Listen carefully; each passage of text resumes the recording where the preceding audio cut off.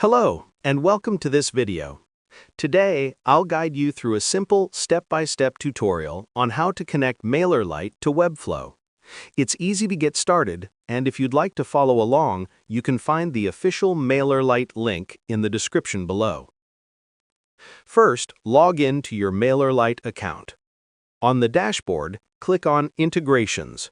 Scroll down and click on the Integration Settings option. Then scroll again and select Zapier. At the top left corner, click on Try It Out. Now, click on Add Step. In the search bar, type Webflow and select it.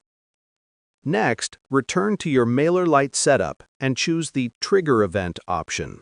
Fill in the required details and sign in to your MailerLite account when prompted.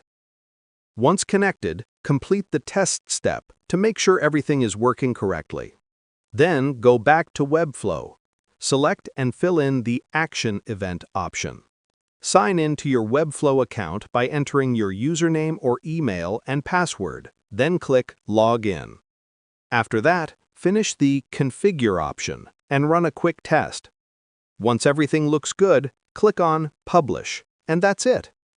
You've successfully connected MailerLite to Webflow using Zapier.